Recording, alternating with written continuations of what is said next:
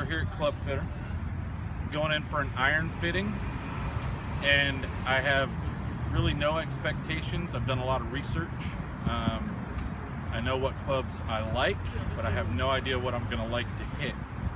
And we're just gonna go in, we're gonna meet my fitter, Joey, from Club Chamion here at Indianapolis, and we'll go from there.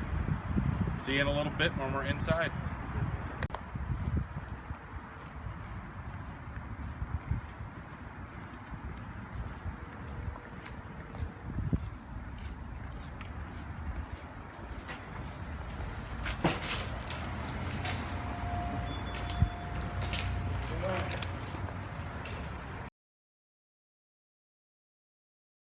My name is Joey Simon. I'm the store manager. I'm also a PGA professional. We're at Club Chamion in Indianapolis, and this is kind of the candy store, if you will, of golf equipment.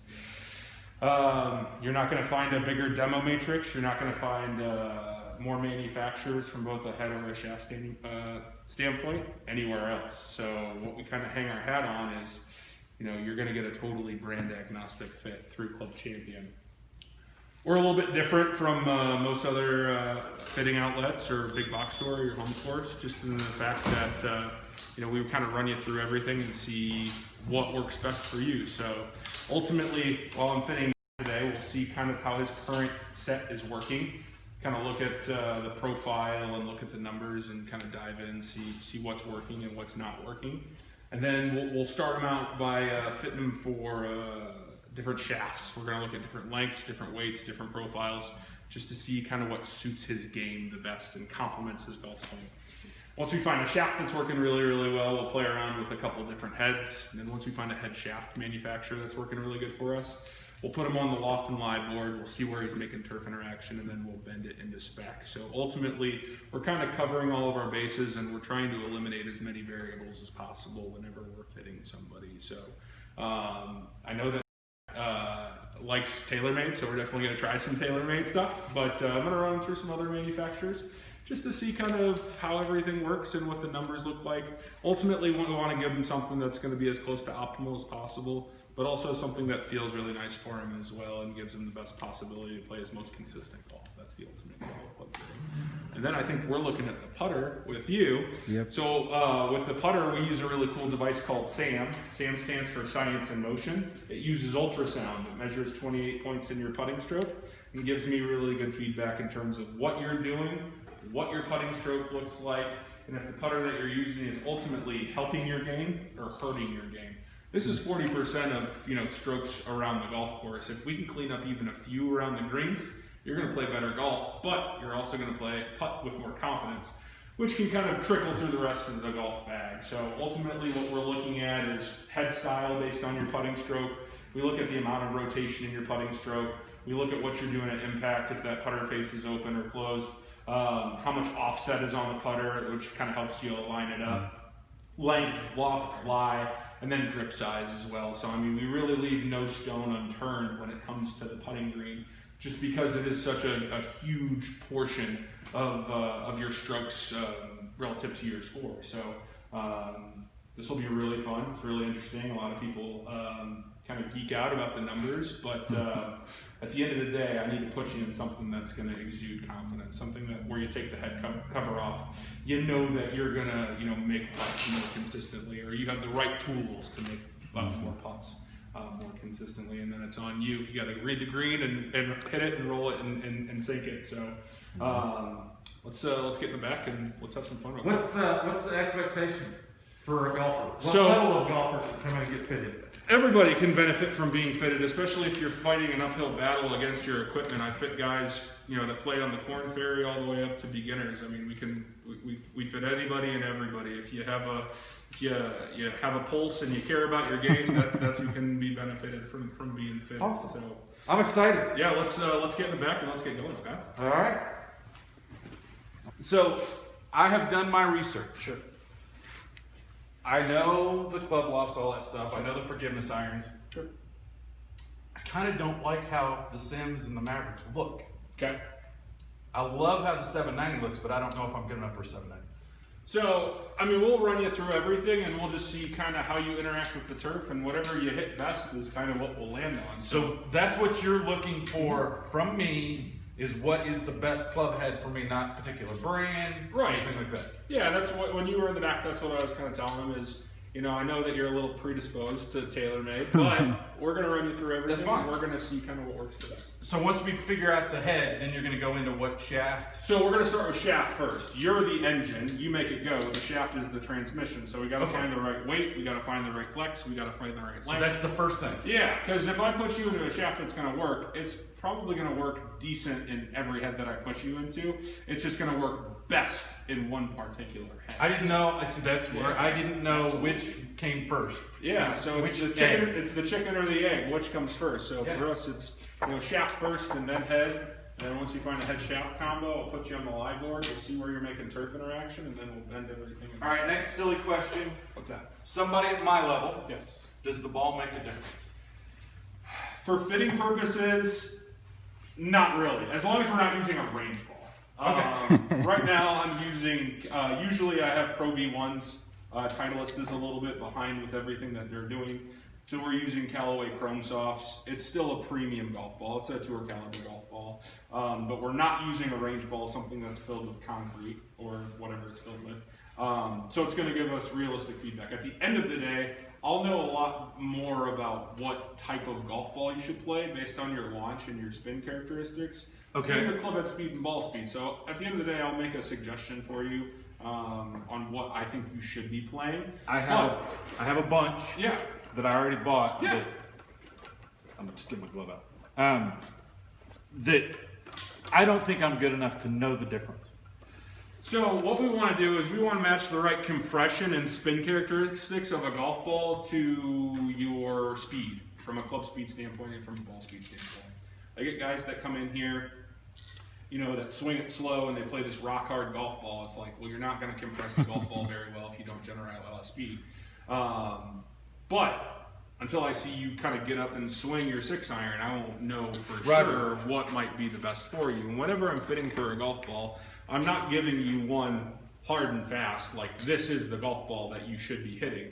I give you 2 or 3 different suggestions. I say go out and play, and whatever kind of works the best for you is what you should play. I mean, whenever I'm personally looking at a new golf ball, I'm not working from tee to the green, I'm working from the green out. For me, it's not about an extra 3 or 4 yards off of the tee ball. It's about hitting it 2 or 3 feet closer on the greens and getting the command that I need around the greens from a spin and a launch profile. So, like I said, I'll have you warm up, get nice and loose. Get set to pick up shots. One thing I want to touch on that you said during my wedge fitting. Yes. Is that the approach to fitting should be not driver down, short game up. Oh, absolutely, yeah. If you like. The driver is the big sexy purchase. Everybody wants to hit it farther, and they want to, they see what Bryson's doing, and DJ obviously hits it a long way, and Rory.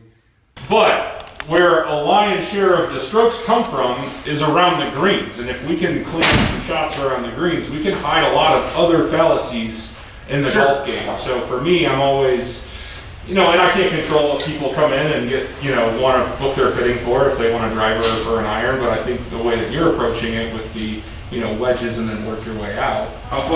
Where are you at on the golf course where you pull the 6-iron? 150 now. Okay. This is my 150 club. Okay. It used to be that 7-iron. And if I gave you 10 golf balls from 150 yards and gave you your 6-iron, how many greens would you say you hit out of the 10? If I strike it good, all of them. Ish. I think my dispersion left and right would be the problem. Sure. Not the distance. It is a tendency to be more right or more left? Right. I'm hitting off the toe. Okay. That's a good indicator of length, being too short.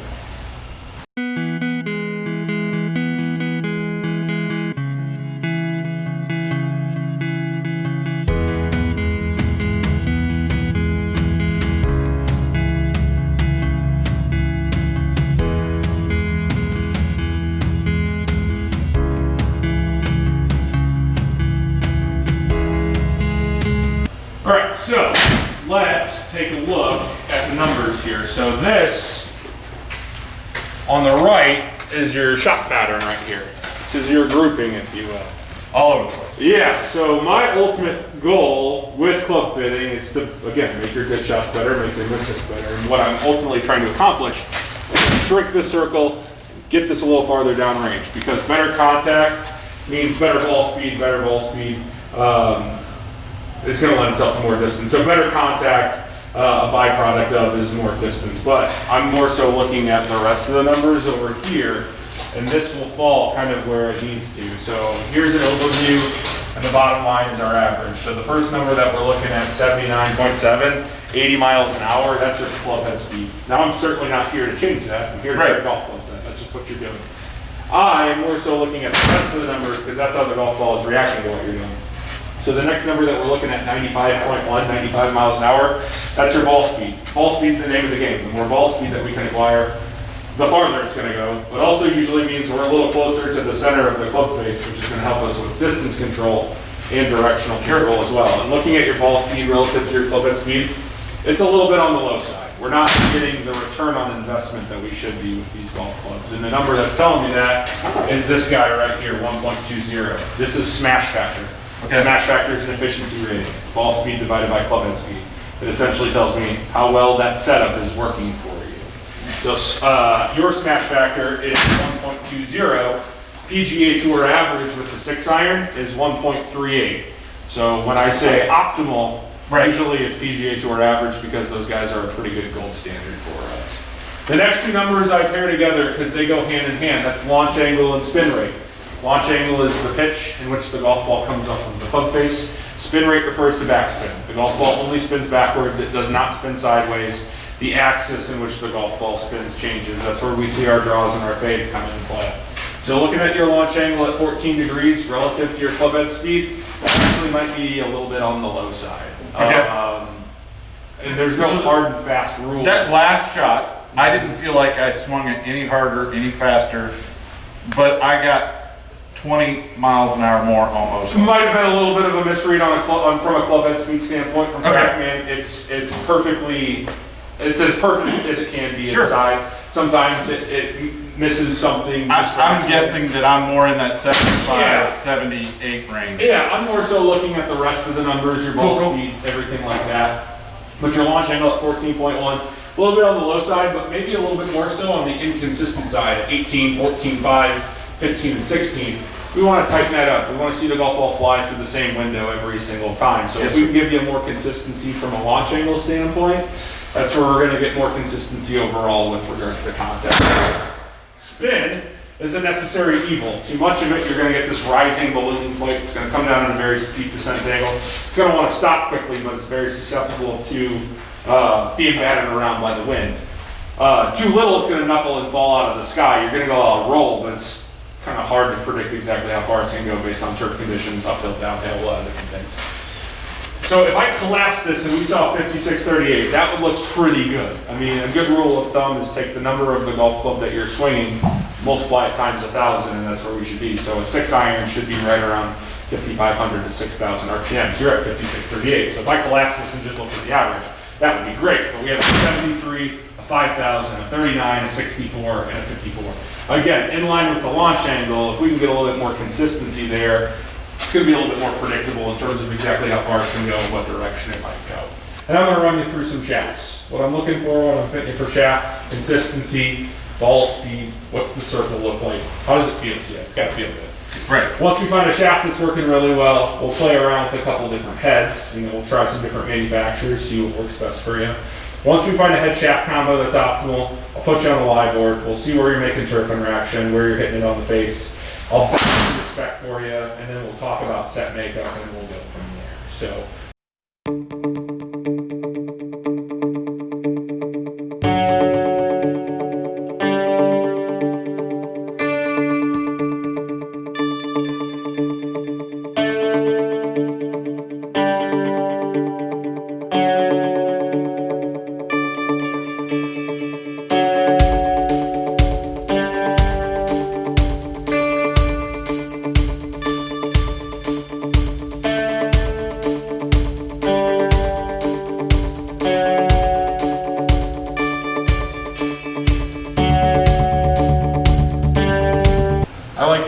shaft, I want to run you through a couple different heads. So the shaft that you're holding right there is a Nippon 850 steel. So it's an 85 gram steel shaft. So it's a little bit lighter weight.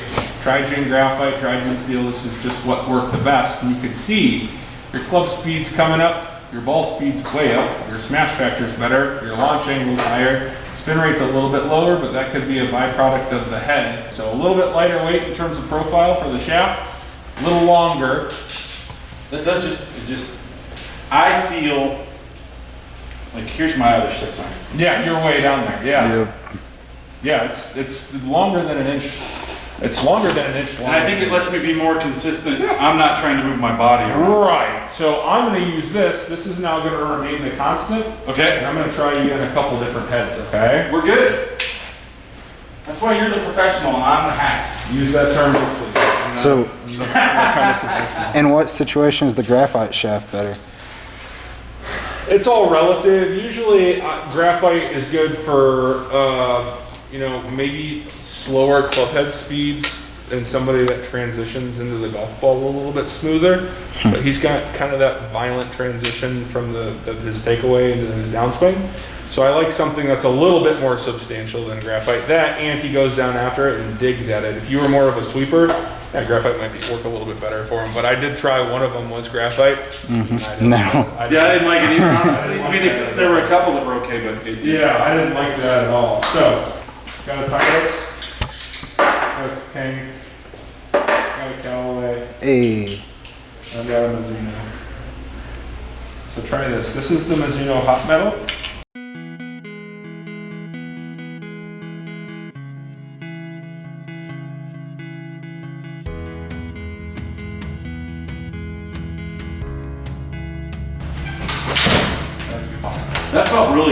that felt really good. It's a Mizuno. Nothing feels like a Mizuno. I know, I've heard it.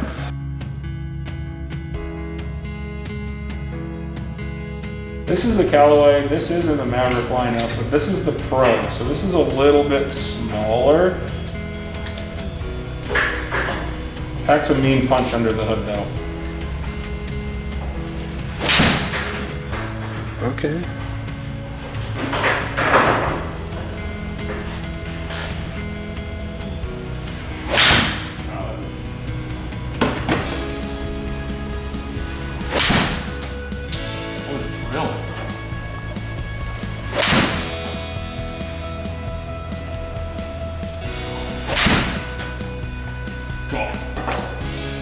That one almost came back up to you.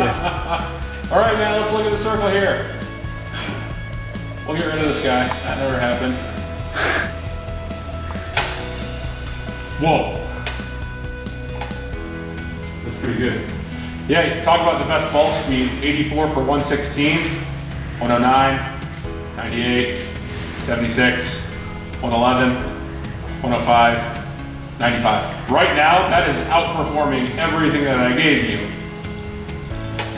You can see that we got 1, 2, 3 right on the center line, one that's just a little bit tuggy, but I didn't see anything that went way right.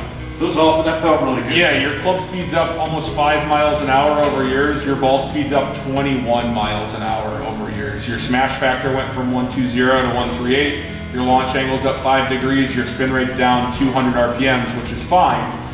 Because you're launching it so much higher, it's gonna go higher, it's gonna come in at a steeper descent angle once to stop. Your carry distance is up, what's that, 50 yards? Your total distance is up, what, 40 yards? Yeah. Your peak height has more than doubled from 40 feet to 97 feet in the air, and your land angle's at 48 degrees. The Mizuno felt good, but that felt pretty good. Yeah, right I now. really do like how the Mizuno felt though. I don't know. Right now, do you want to hit it better, or do you want to hit something better, or do you want to feel something better? It's